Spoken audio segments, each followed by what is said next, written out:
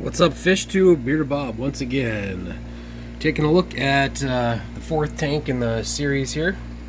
This is a 40-gallon breeder that got torn down, I want to say 4 months ago-ish. I don't remember exactly when, but this tank used to house a huge colony of fancy guppies. I brought those all into the fish store and traded them in for some food and a couple other fish. And we repurposed this tank as the new Blue Dream colony. So, let's see, there we go. There's some good quality pictures, huh? So I tore everything out. I also, in the bottom of here, there was a bunch of blasting sand that was, oh, you can see is my shirt. A bunch of blasting sand that was, I think it was raising the phosphates. I don't think it got rinsed well enough, and it just didn't work out. So what I did was I scraped the whole top of it was filled with Eco Complete. There's like 3 or 4 bags of Eco Complete on top. So I kind of moved everything over and I siphoned out all the gravel, scooped it all out, cleaned it all up, and then moved all of it back this way, and then I scooped out all the blasting sand from underneath that too. And we put it all back together, and I was hoping that doing so would get rid of all this algae that it just seems to love to grow in this tank. But that didn't happen. It actually seems to be just about exactly the same. You can see it on the filter up there and stuff. There's a Blue Dream up there climbing out.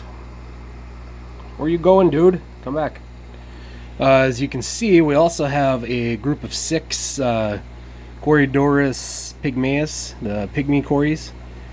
These I picked up from Forest Lake Pets. It's a nice pet store, not really close to me, about 3 hours away. But we picked them up there when we swung through.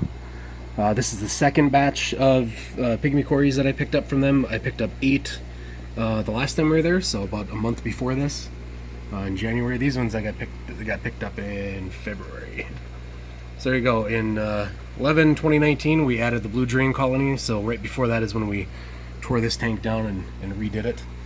And the Blue Dreams, they start off with, as you can see from up there, I picked out the 9 best Blue Dreams that I had in this tank, or excuse me, in this tank, and the ones that were solid blue colors, sometimes a little bit lighter, but they were completely solid, and that's kind of what I was looking for. So there's a lighter one right there, more of a blue velvet. So we put all those in here and let them do their thing.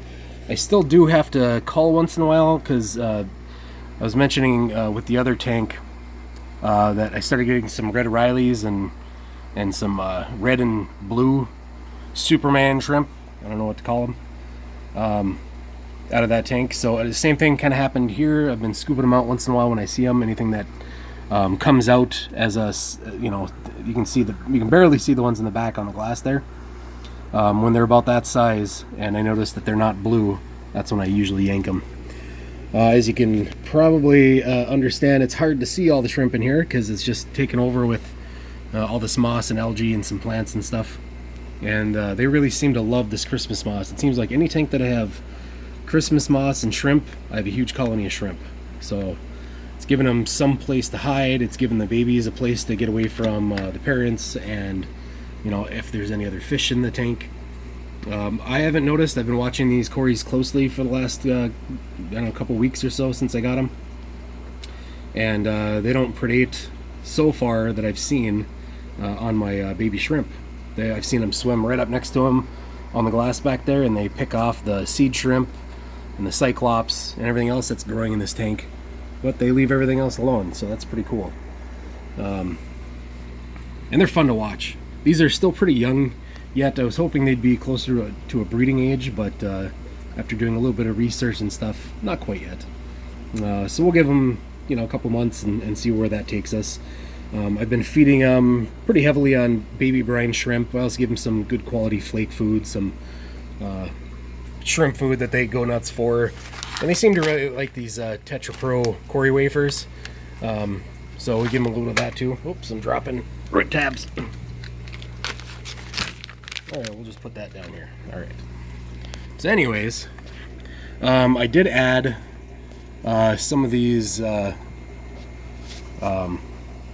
cones, these alder cones, to the tank too. hoping that maybe something would help them, I don't know, breed. I don't know, it's just kind of what I'm hoping for. You can see there's one back there on the leaf. Let's see if we can zoom in. There's a couple back there. Very healthy fish. Oh, there's two of them on that leaf. So anyways, we've been watching these. We're hoping that they breed because I really like them, and they, like I said, they don't seem to pick on the shrimp at all. So they seem to be the perfect tank buddies to have with shrimp. Unlike my guppies and endlers, which I do catch them snacking on the fry or on the shrimplets once in a while. We've got a huge colony of red ram's horn snails and all the other colors that come out of that. Those are pretty much in every single tank.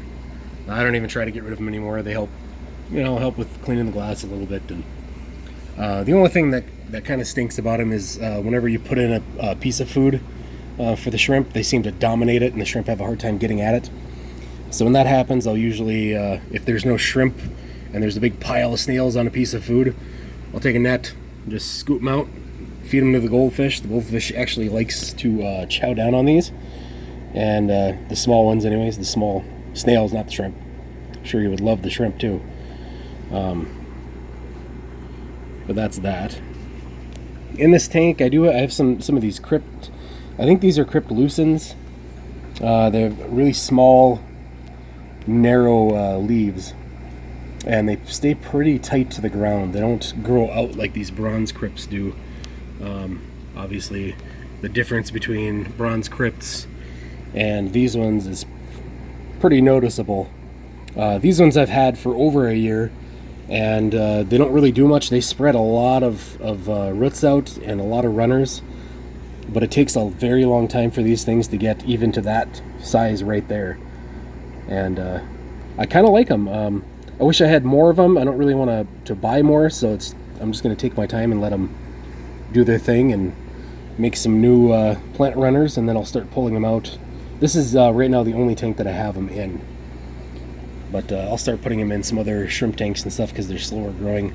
I don't like I was saying before, having this Christmas moss in here is really good for the shrimp, but I have a hard time keeping up with trimming it, and once in a while you gotta kind of pick it up and fluff it around because there's lots of mulm and stuff that collects underneath it.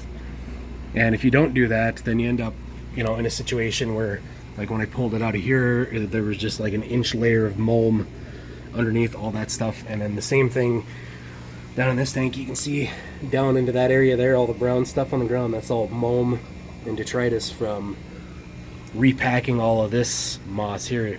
And if you remember this 40-gallon breeder, it was piled high. It was almost touching the surface of the tank, so I had to do something with it. And I pulled some out to sell and kind of fluffed it then.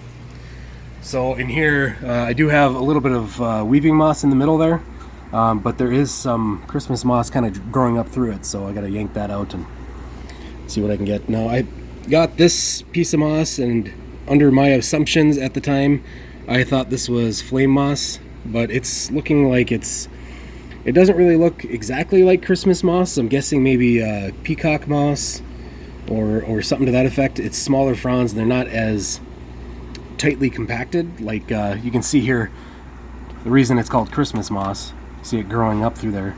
Nice big fronds, and they grow pretty symmetrically. And here it's kind of is what it is. So that's pretty much the tank. Again, I pretty much the same plants in every tank. One little piece of wisteria that isn't doing much. One Alteranthia renickii variation cardinalis, and some bronze crypts, some more cardinalis in the back there. A nice healthy chunk of bacopa, those crypt lucens, Christmas moss, weeping moss, algae, some other moss, algae, some other moss, algae, and then more bronze crypts over on this side. And it wouldn't be complete in my fish room without just tons of duckweed and hornwort. And that pretty much sums up this tank. And if you liked the video, make sure you give it a thumbs up. If you didn't like it, give me a thumbs down. But please hit that subscribe button. I got a lot of videos coming out in the next couple weeks, and I really hope to take you guys along for the journey. And if nothing else, we'll catch you on the next one. Peace.